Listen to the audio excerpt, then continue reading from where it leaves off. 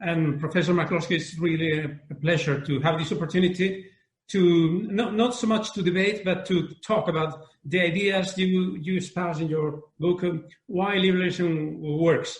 Yeah. And probably the first question that I need to put to you is, you make it clear in the preface to your book that by liberalism, you mean Adam Smith's liberalism, what we Europeans would tend to think of liberalism, not U.S. liberalism. Probably yes. That's the first issue for you to address.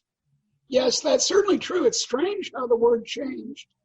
It started changing in the 1880s in Britain, where they spoke of the new liberalism, which turned out to be heavy regulation by the state and so on. So the opposite of Adam Smith.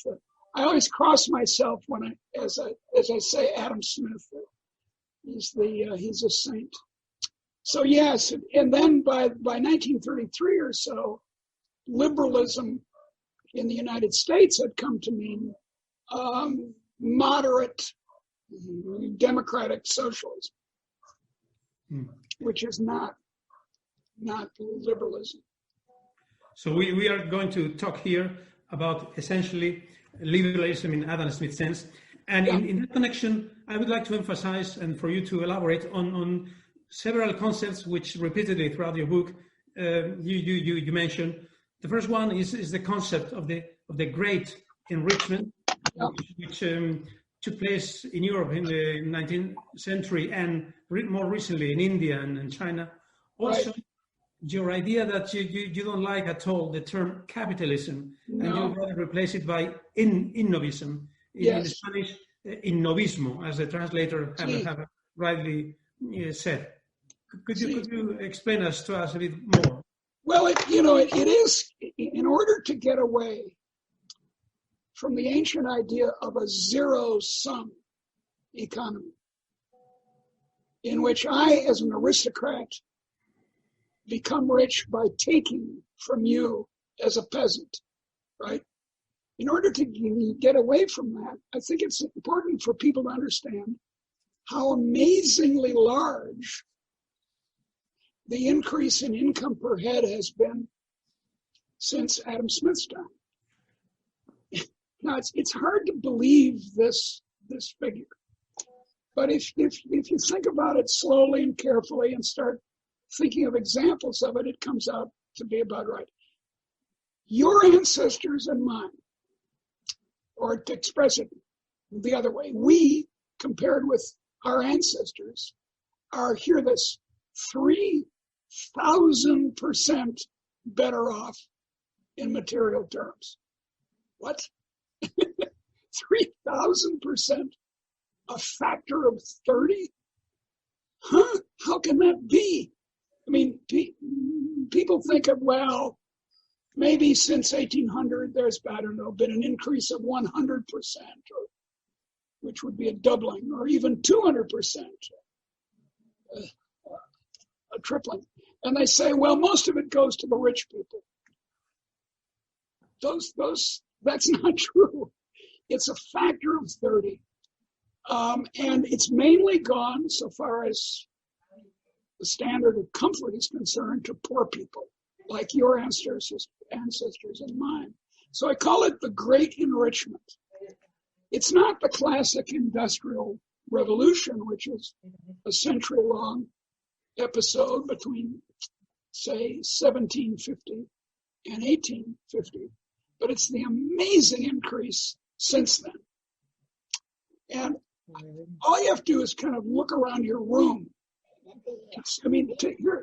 Here's a crazy example. Behind me, in my apartment building is held up with reinforced concrete. That's what this is. It was invented by the owner of a big French garden in the 1850s, who thought, well, let's take this ancient technology of cement, right, or concrete, and add steel. They had just invented cheap steel, so we'll add steel, and sure enough, you can hold up enormous buildings with this stuff. Okay. Multiply that by, 10,000 times, and you've got the great enrichment. So now, the problem with capitalism, the word capitalism, is that it suggests that the motive, what's making this happen, is capital accumulation. Everyone believes this. The pro-capitalists and the anti-capitalists both believe that accumulation, piling up reinforced concrete buildings, is what has made us rich. And that's wrong. At least for cause, it's wrong, causally. Of course, to have an advance, you've got to do it, right? You think of reinforced concrete, then you have to actually do it. And that's capital accumulation. But you need a labor force. You need a climate. You need sunshine. There are infinite number of necessary conditions. But the sufficient condition was innovation, new ideas. And that's why I prefer to call what we usually call capitalism innovism, because that's its heart. And to talk about capitalism is to take our attention away from the conditions of innovation, among which are a free society. Yeah. And this brings us to another concept, interesting concept that you mentioned in this book and in your previous book about what you call the bourgeois deal. So this idea that the bourgeois invent, but then they don't reap at all 100% of the benefits from their invention because imitators come on stream and then and you mentioned also again the Schumpeterian idea of creative destruction as another powerful consequence of this innovism. Yeah, it was actually Zombart, not Schumpeter, who invented the phrase, the great German sociologist and economic historian Zombart. But it became famous through Schumpeter. And exactly as you say, what we mean by creative destruction is not a bunch of people with swords going around killing people. We mean people thinking up new ideas. Reinforced concrete becomes a substitute for structural steel. You know, you can use I-beams, so-called in English, and build a building, or you can use structural concrete. Either way, and then that, as you said, that gives the gains, the social gains, to you and me, because structural concrete and I-beams, steel I-beams, or bricks for that matter, are competing with each other. So again, it's a matter of getting beyond zero sum. Because in zero sum, if an inventor invents something, she keeps it, right? She keeps the gain. But that's not really how it works. She, as you said, she gets imitated. A classic example is the invention of the department store, which spread all over the world, especially in France and Britain and the United States, eventually Spain, and was a very successful innovation.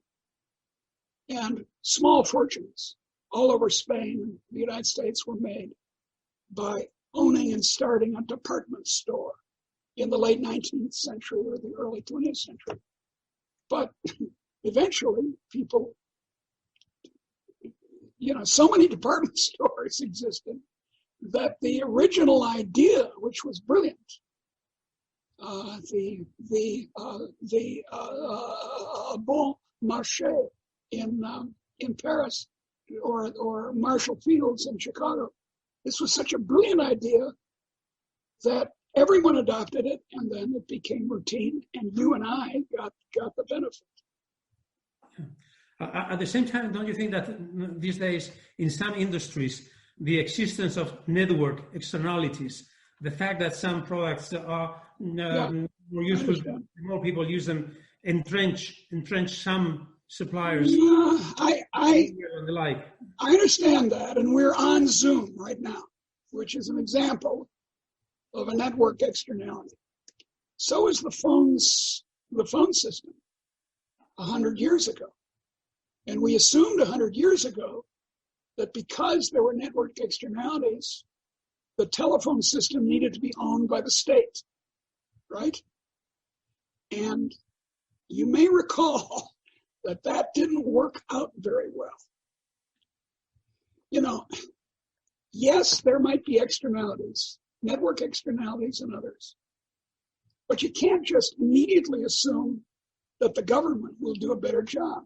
And in many countries, the government did a terrible job with the new telephone system. It took years to get a new telephone in most countries. Whereas then we invented a substitute, which was the cell phones, and suddenly we had entry and competition. Yeah, I think that Google and Facebook and now Zoom have network externalities. But again, that doesn't necessarily imply that there's some emergency problem. Zoom is successful because it works. The other systems don't work very well. And eventually, not too long from now, someone will invent a substitute for Zoom. It's happened over and over again in this innovism. In the case you make for free markets and innovation, something which is striking in your book is that you describe the market as the great liberator of minorities and disadvantaged group, including poor people, women, and the like. And you call for free immigration. Very much so. You correctly. Could you elaborate a bit? Well, here's the basic core economic idea of liberalism. You and me should be allowed to make a deal, a trade, with anyone we want. Now look, if the deal is that you kill my husband, then the state has an interest in preventing that, and I understand that. So as long as it's legal, and then we've got to be careful about making too many things against the law. As long as it's legal, you should be able to trade. Now, why would that right stop at the Spanish border? Why would it not be legal for Spaniards to trade freely with Moroccans, as in fact they once did?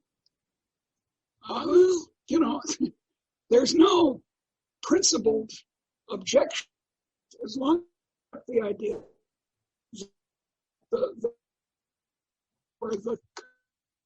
has no interest in intervening in your harmless trades.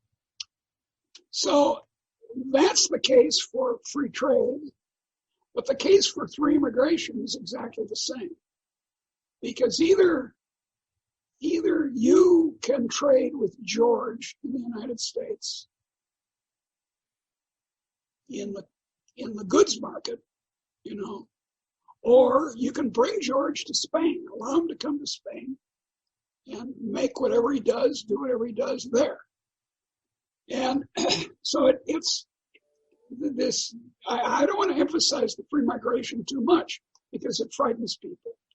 And then they get unhappy about it. I don't insist on it. Even if inside a country there was free trade, I'd be happy. Well, I see.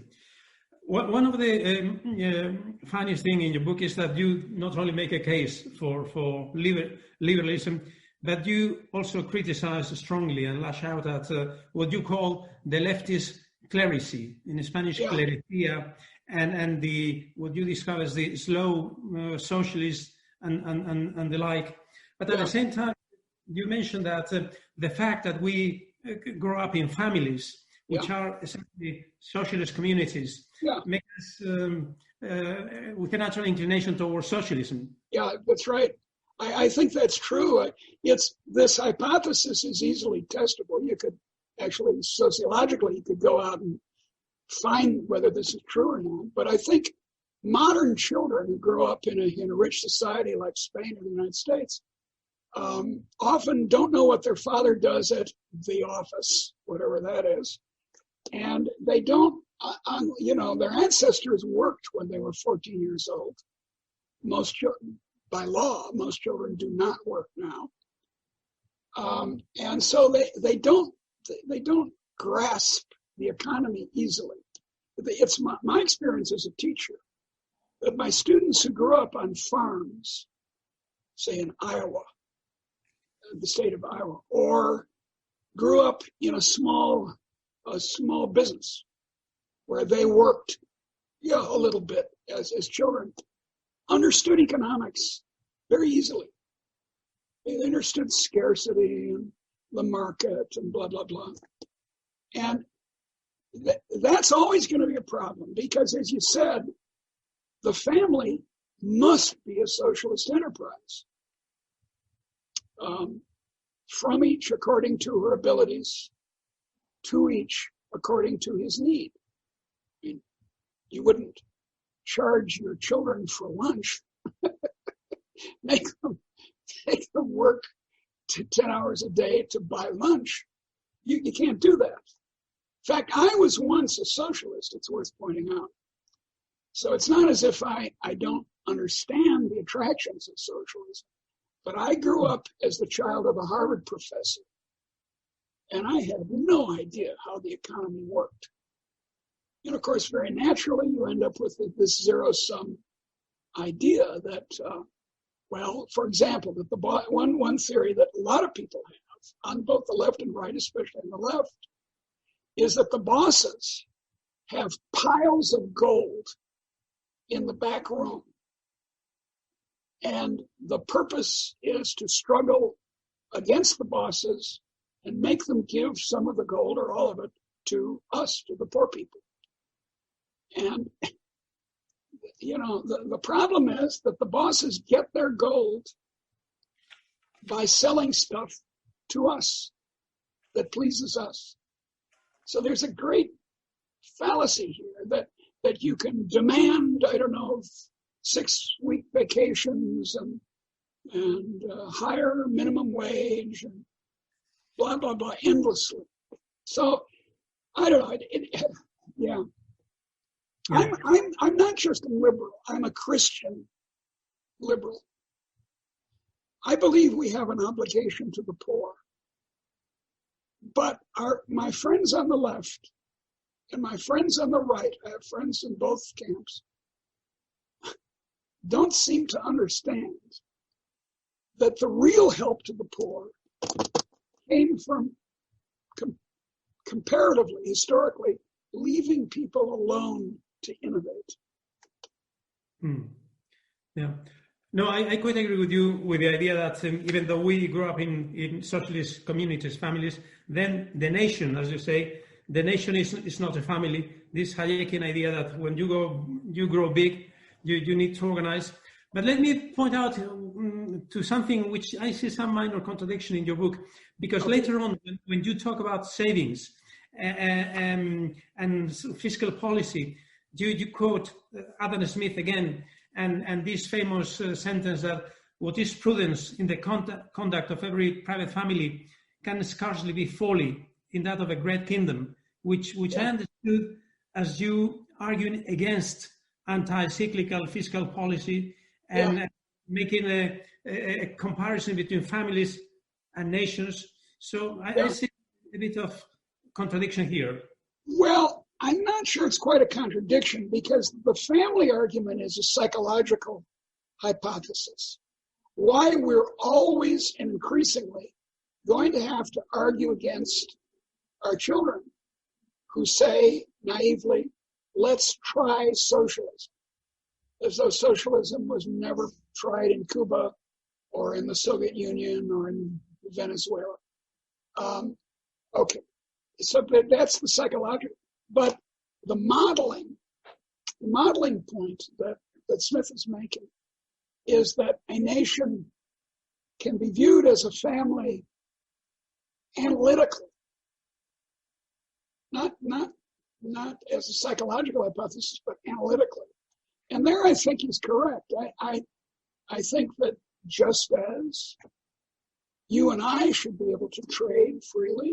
If we don't do, we shouldn't be able to trade in slaves or something, but we should be able to trade in books or whatever. So too, nations should be able to trade with each other freely. So I think I don't think it's exactly a contradiction. I see what you mean. It sounds like a contradiction, but I don't think it is very, very much.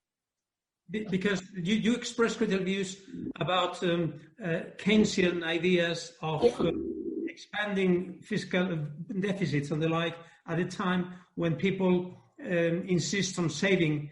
And I'm very much fond of Keynes. So I was somewhat disappointed by your criticism of Keynesian ideas, which, after all, are based on the idea that nations are not families, and sometimes the government should do counterintuitive things, which as an individual you shouldn't do. Well, I've been except a European-style conservative. That I've never been. But I've been an anarchist. Prince Kropotkin of Russia was my hero for a while. Then a Marxist, kind of. I was not very scholarly, but I was a Marxist. Then when I started studying economics at Harvard College, I became a Keynesian, because that's, in the early 1960s, that's what was on offer. But I never quite believed it. It always seemed, I wasn't really intelligent about it. It's just that it seemed a little strange that you get rich by spending more. But it didn't seem to have common sense attached to it. And I have since then developed a more, as many economists have, a more sophisticated understanding of what's wrong with Keynesian economics. Actually, I just wrote a book with Deirdre Nansen called The Myth. The Myth of the Entrepreneurial State, which is directed chiefly at Mariano Mazzucato, who's a well-known American, British, Italian figure these days. And her master is Keynes. Keynes wrote in 1936, I don't have the exact quotation to hand, but he said, and this is crazy, he said, we economists are in a position to calculate the marginal efficiency of investment, by which he meant what investments were a good idea, on longer perspectives than the market does, with wisdom. And when you think about that, that's slightly crazy. That some bureaucrat or economist, fancy economist in Madrid or Washington knows how to invest in my neighborhood. Strikes, as Hayek said, there's local knowledge involved in all investment. That's just crucially important. Yeah. Well, but probably you need to distinguish between the micro and the macro aspects, and you may be a free market advocate in micro things, whereas on some special circumstances, like is the case now, there is a case for deficits to grow just to sustain global demand. But anyway, I don't think so. I don't actually think so. But those details about macro policy, I long ago stopped paying attention to macroeconomics because it kept changing. Every 5 years, there's there's these complete lunatics called, what are they called? The new monetary economists, who say the deficits don't matter, print all the money you want.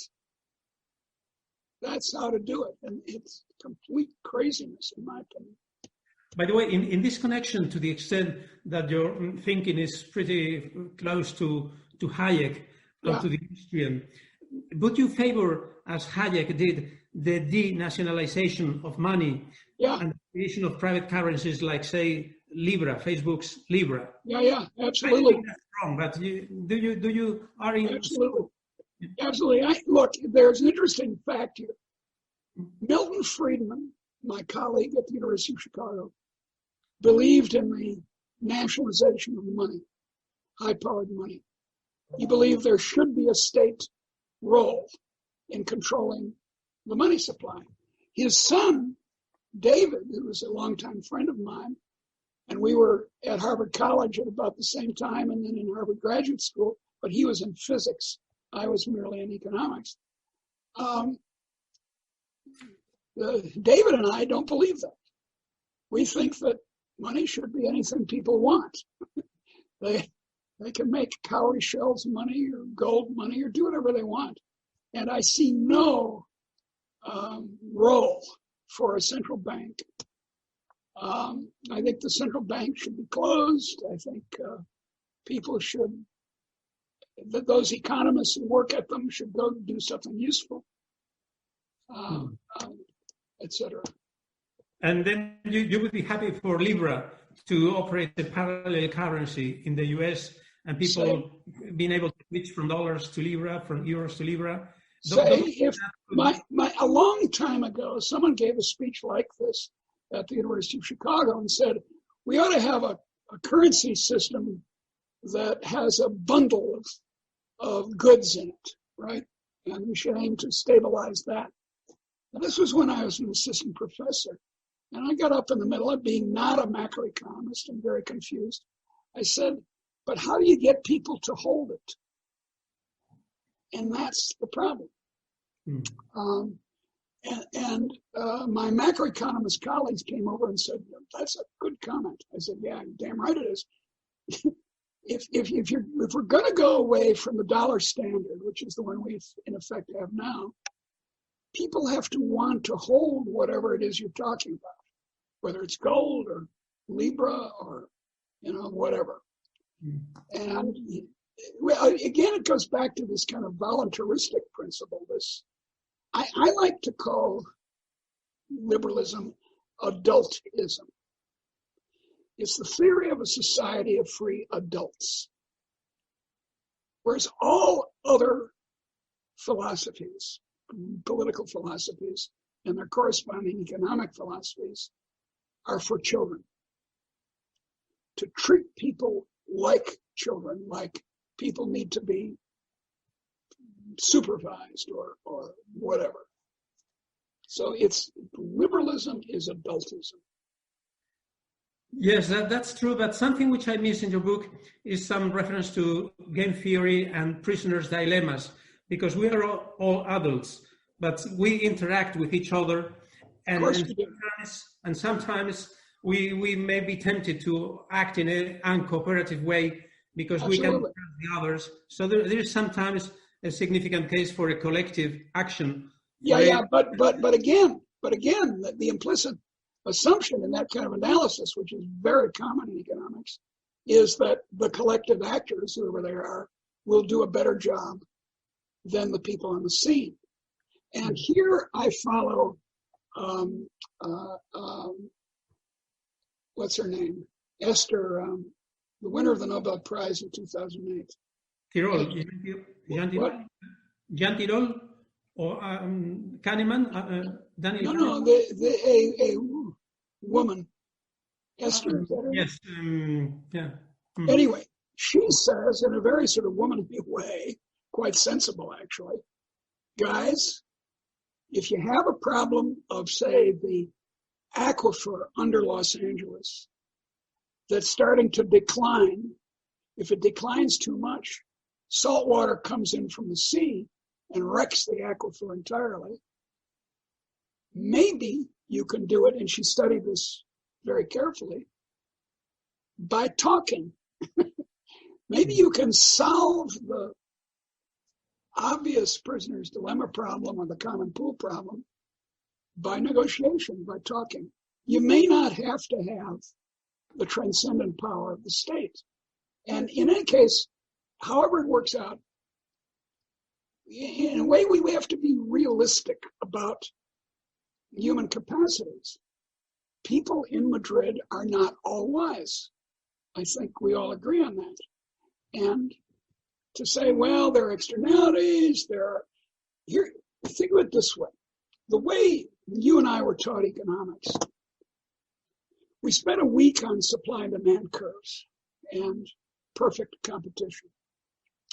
And then the rest of the microeconomics course was devoted to showing that that didn't work. And their only evidence for it, I was a student of Edward Chamberlain at Harvard, the inventor of monopolistic competition. And that's exactly how our course went. 1 week on supply and demand, and for the rest showing, oh no, that's stupid, it doesn't work. Well, except that Chamberlain and no one else has any evidence of this. They just say, oh, it doesn't work, doesn't work. Look, their evidence is on the blackboard or in the math. And I'm not against blackboards or mathematics, but you got to have factual information showing it's a thing. Let's go back to the example you gave a few minutes ago. Network externalities. I don't deny they exist, but exist is a mathematical concept, not an engineering concept. And what we need is how big. We need to get away from this idea that you can solve great social questions on a blackboard or in a lecture. You've got to have facts. Yeah. Well, one of the ideas you explain in your book at length, with which I agree 100%, is that we should worry about poverty, not inequality. That's right. That's very right. But could you explain it? Well, your ancestors and mine were unspeakably poor. In Spain or the United States in 1800, income per head was on the order of $2 a day to maybe $6 a day, period. Now in the United States, in the same prices, to the extent you can adjust for them, it's $130 a day that people earn and make and spend. And in Spain, it's about $100 a day. This is an amazing change. And it's that,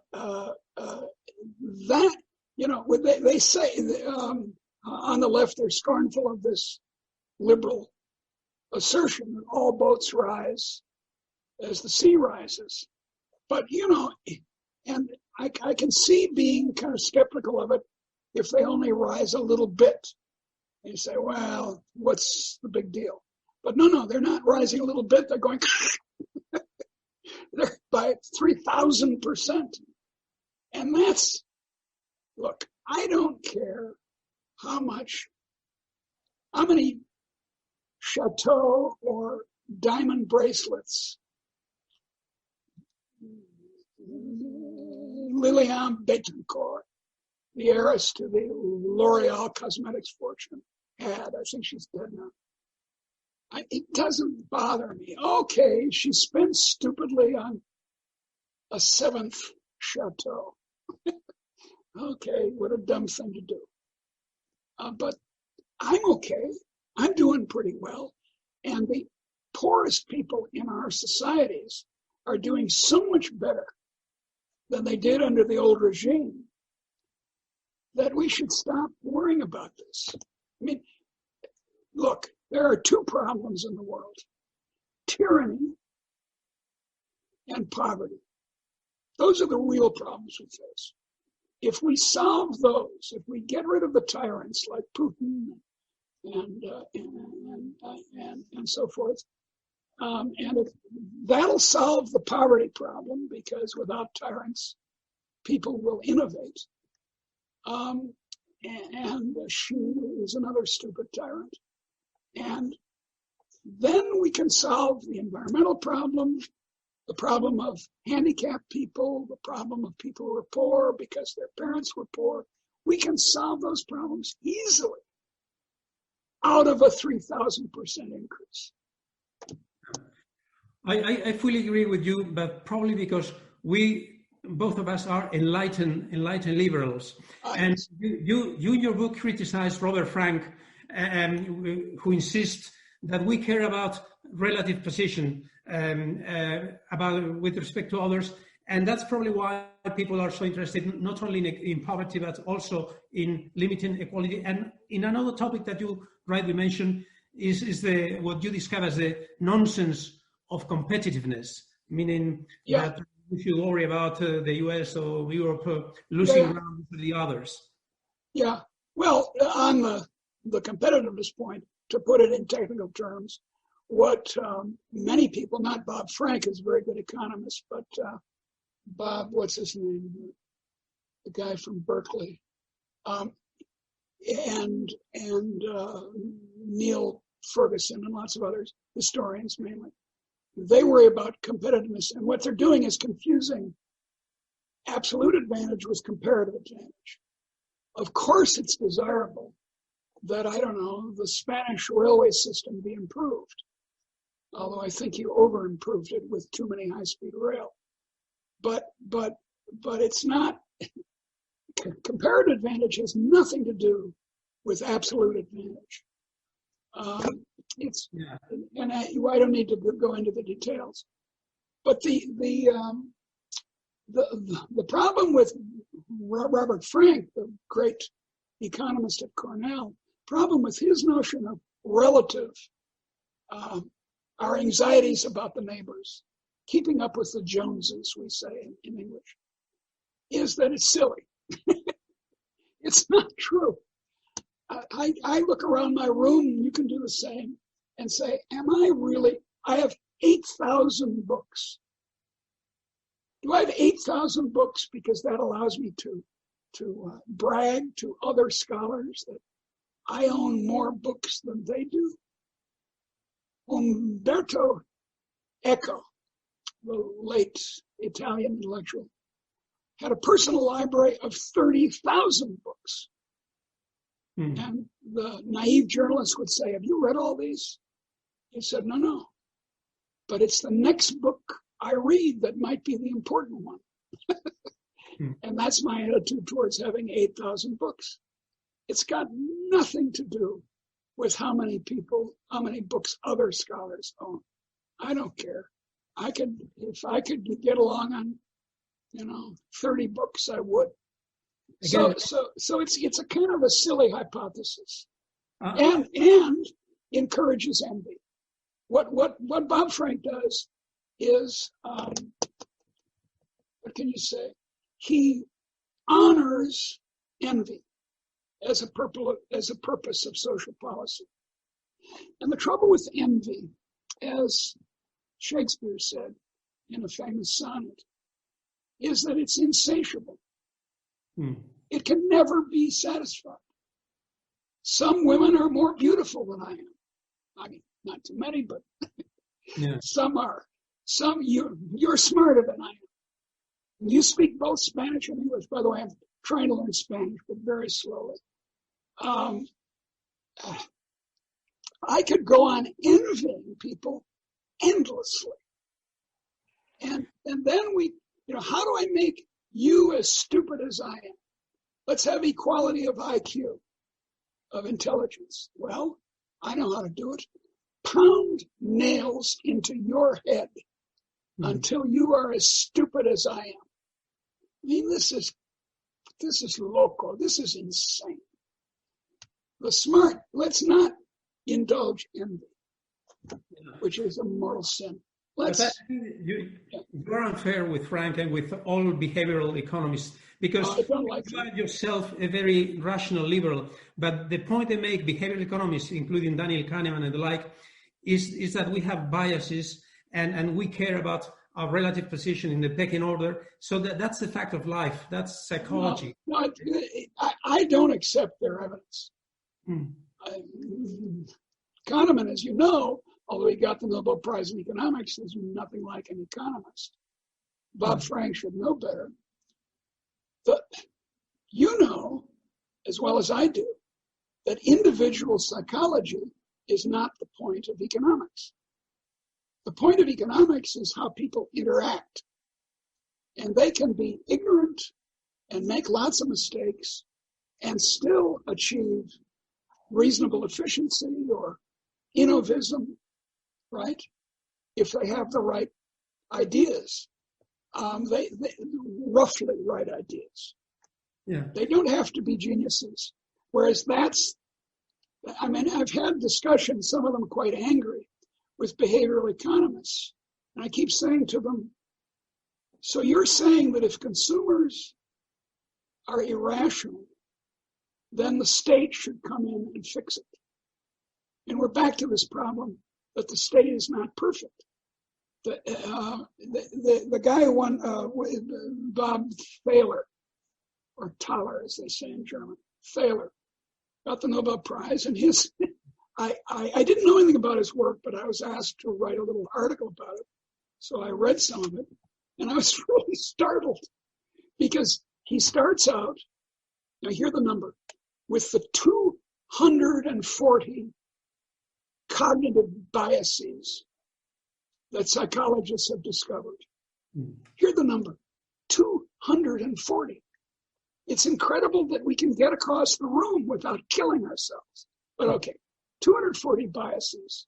And he says, look, people are nuts. They're crazy. Look, they have 240 biases. And then he says, the market can't help them. You can't, for example, have a fancy department store that guarantees its goods and will give you a money bank guarantee. That's impossible.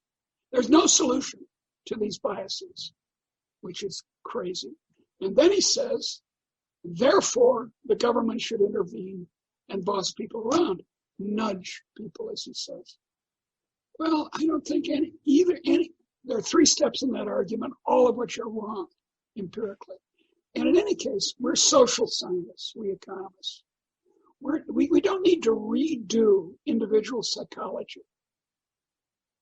By the way, my sister is an academic psychologist, and she and her friends who do these experiments say that the economists are very bad at the experiments. They don't know how to do them right. So they're going to get even the redoing of individual psychology wrong, but individual psychology is not social science. Yeah. But let me give you an example of a nudge, of those nudges you dislike. And this one was in years ago proposed by Richard Taylor himself, and now is very timely in Spain because it might be used by one of our ministers for pension funds, which is the idea, is the Save More Tomorrow scheme, under which in companies, workers are assumed to join automatically pension plans, except if they opt out. And in that sense, they are not, to use your term, push around, because they preserve the freedom to opt out. But defaults are powerful in human psychology. And as has been seen in the UK, by using this Save More Tomorrow, you can get workers to save more. Yeah, that's right. Well, as I had a discussion with Bob Frank, who's a good guy and a very good economist, once about this, and he said, Deirdre, you ought to approve of this nudging because it's paternalistic libertarianism. And I said, Bob, what does that mean? It's a contradiction in terms. Either you're paternalistic or you treat people like adults. And ask yourself, is a government that's skilled enough and honest enough and disinterested enough to do correct nudges, powerful enough also to run a tyranny? And the answer is yes. If you want, it's like the old story of the frog in the boiling water. You just gradually raise the temperature, and the frog says, oh, this is kind of nice. Oh, this is kind of nice. And eventually the frog boils at 100 degrees. That's what you're giving the government. Yes. And I don't think governments are good at that. They've shown Yeah, I'm an economic historian by scientific field. And I see them doing remarkably stupid things all the time. Now private businesses do stupid things too. But then they go out of business. Mm.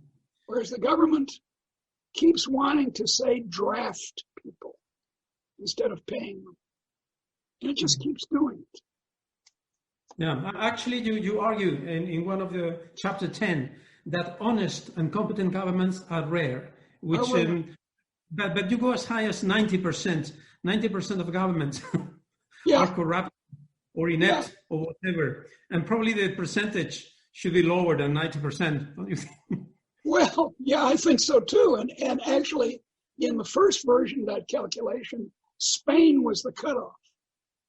Now it's Portugal, and Spain is adequately, honest. But Italy, a country I know and love, is down around Saudi Arabia and Vietnam, or not Azerbaijan, and any Italian knows that lo Stato is incompetent and corrupt. And yet, there are very few Italian liberals. I don't understand it. No sentient Italian believes in the state, and yet they keep expanding it. As you said before, you espouse humane liberalism. Yes. And actually, you make two claims which I found very, very interesting. First, you argue for a minimum income and against a minimum wage. That distinction is very interesting.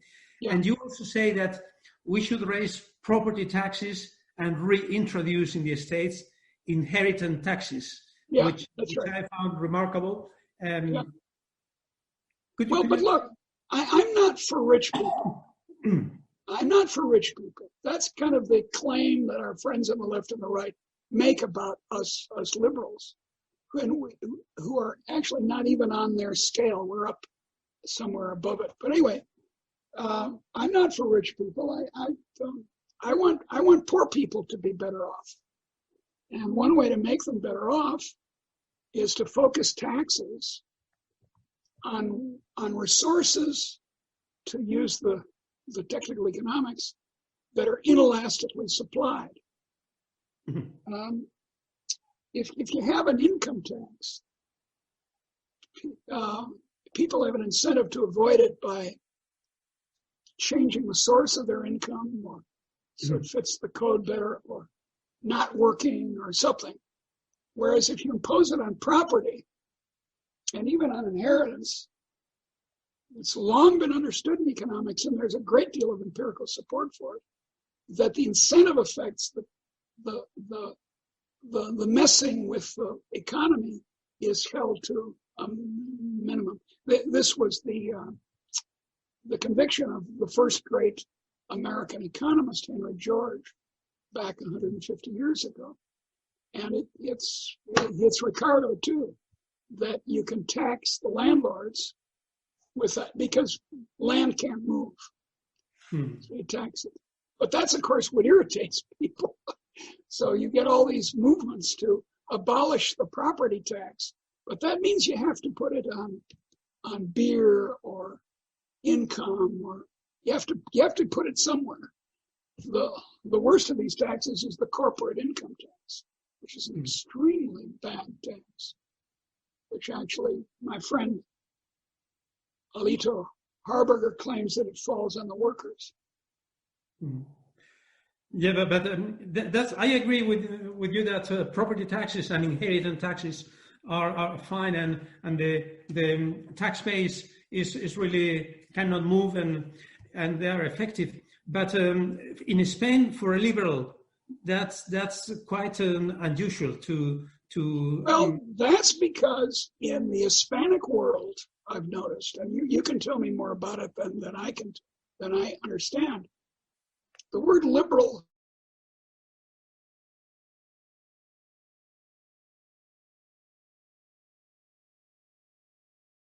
in Latin America, being a liberal often means supporting a terrible oligarchy of monopolistic corporations and protecting them. And when the workers complain, breaking the strike with bringing in the army. I mean, this is not liberal.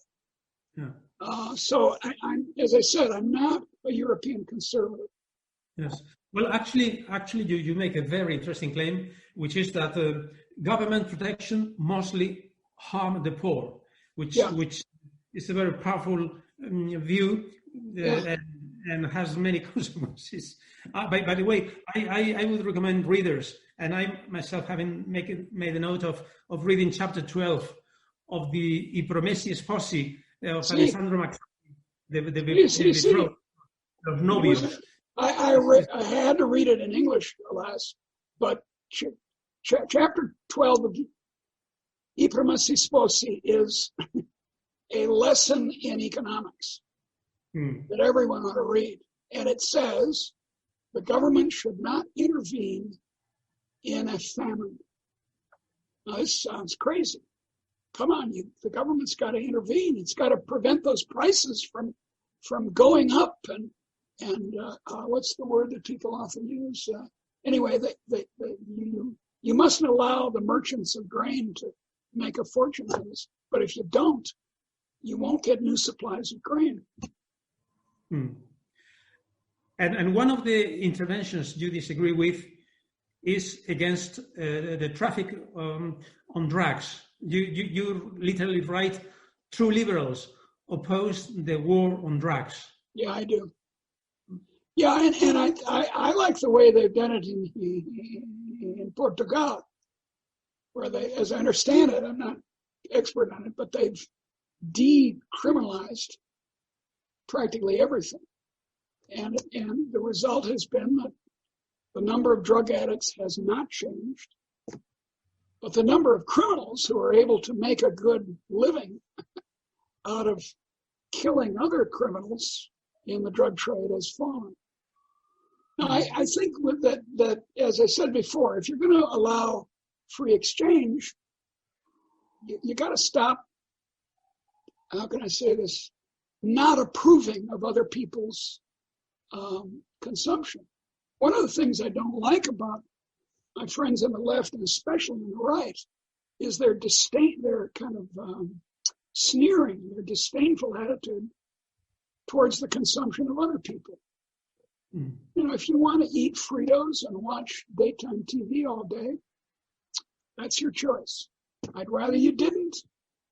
I'd rather you listened to Beethoven and wrote books about liberalism all day long. But that's okay.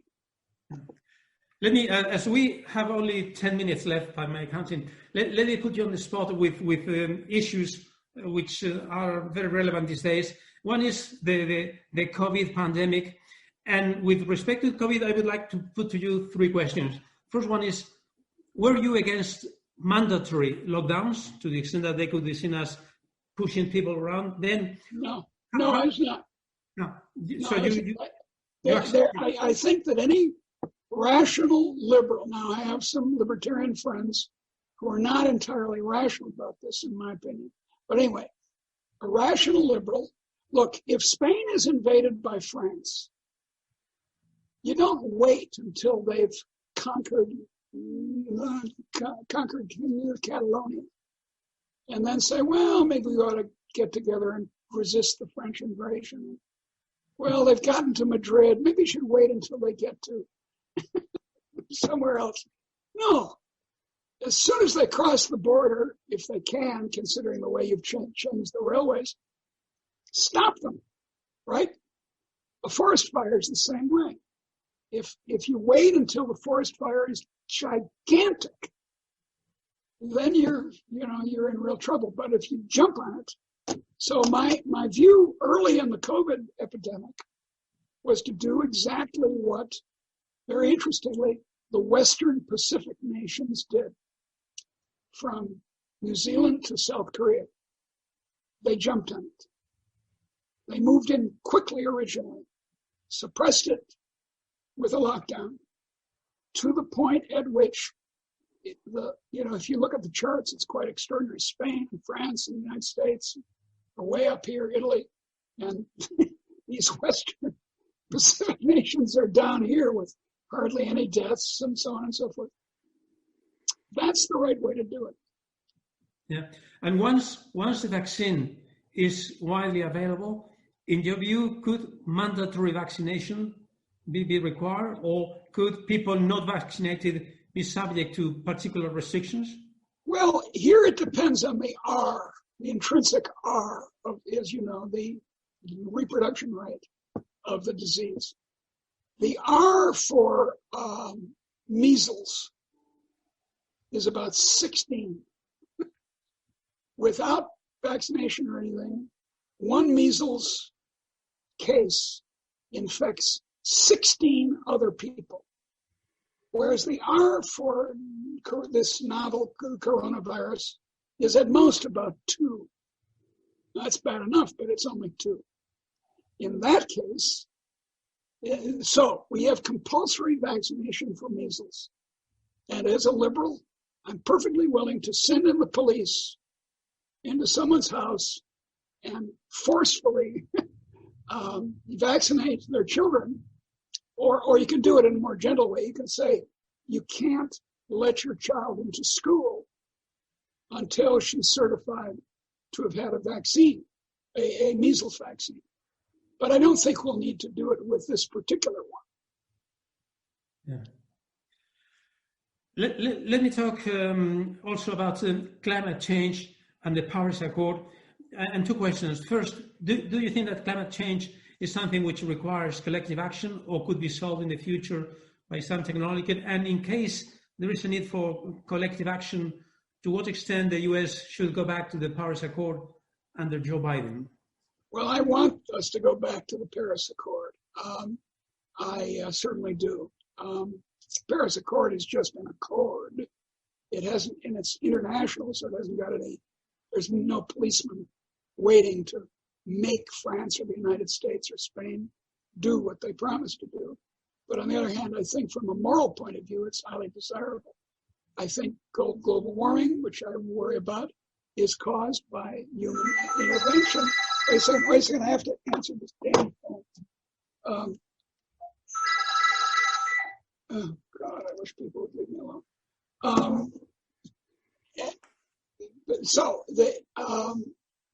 And I think that there's case for government action, as for example, Margaret Thatcher's support for the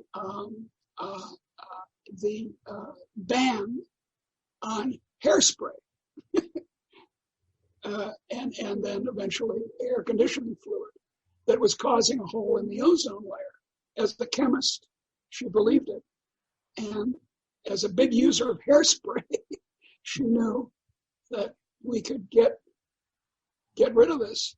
So there's even a free market liberal. She was more conservative than liberal, but anyway, free market liberal in favor of government intervention. But the question of kind of, you can have a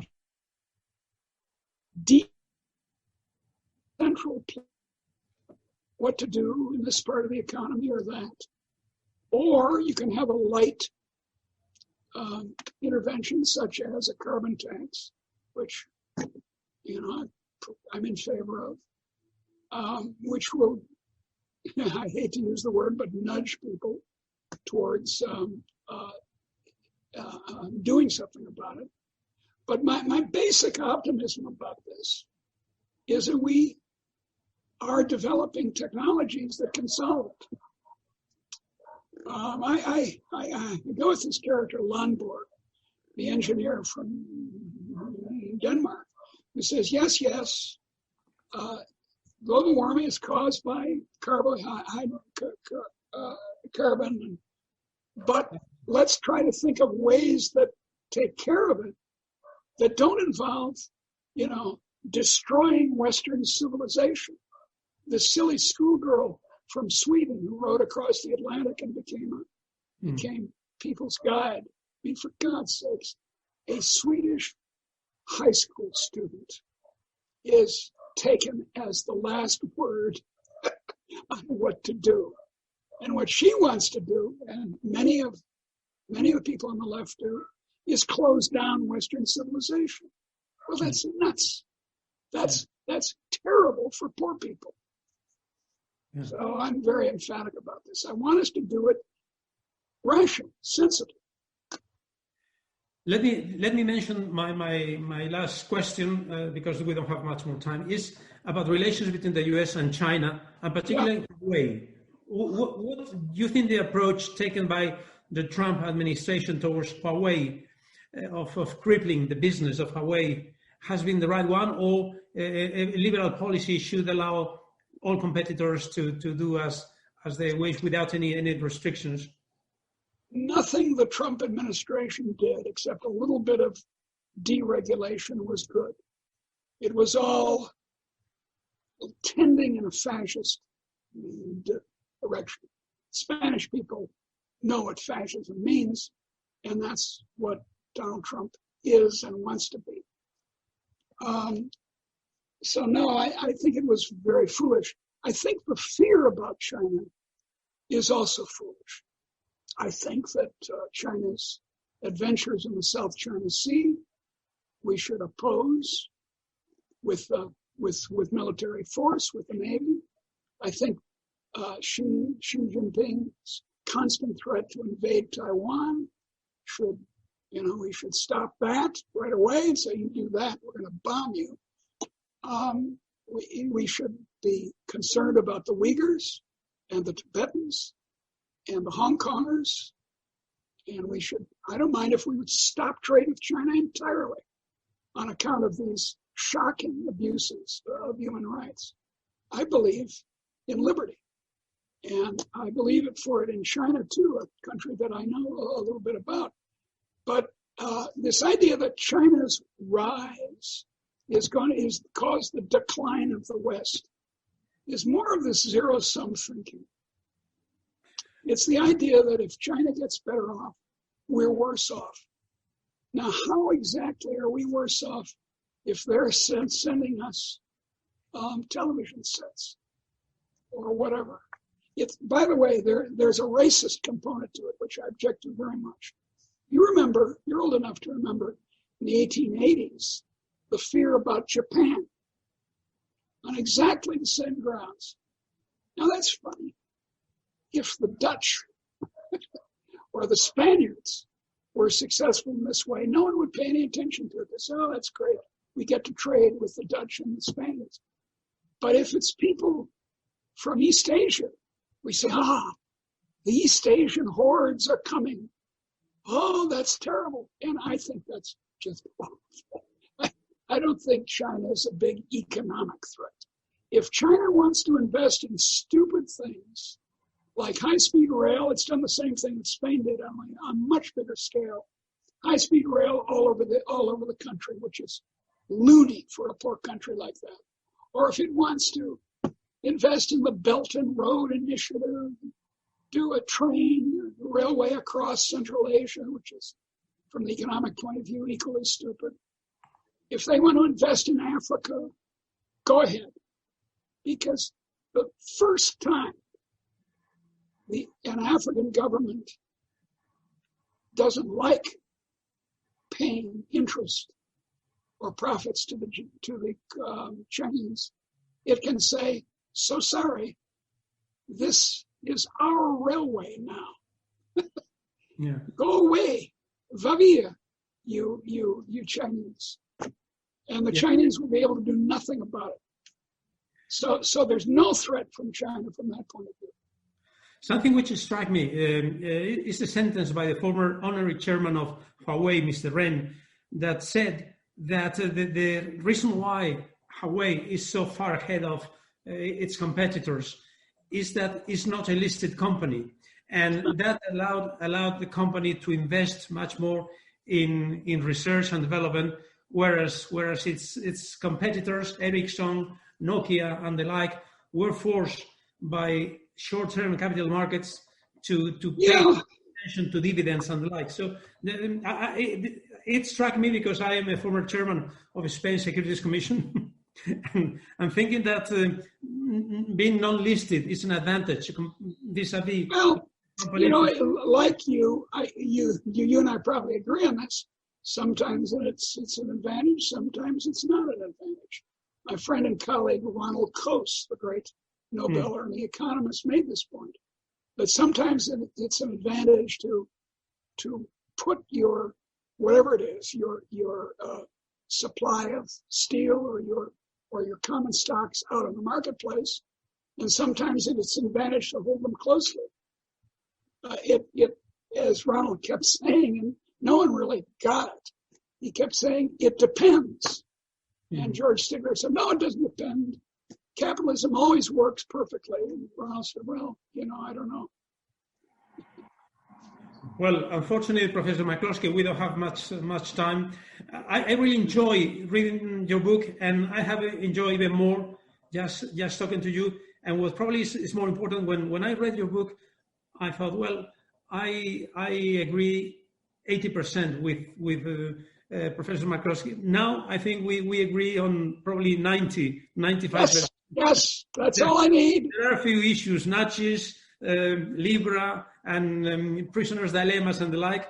But I think your book is very welcome, particularly in Spain, because there are very, very few true liberals in Spain, and sometimes the few which exist are against inheritance taxes and property taxes and immigration. So they need also themselves to read the book. You know, it's strange because Spain famously has a great anarchist tradition.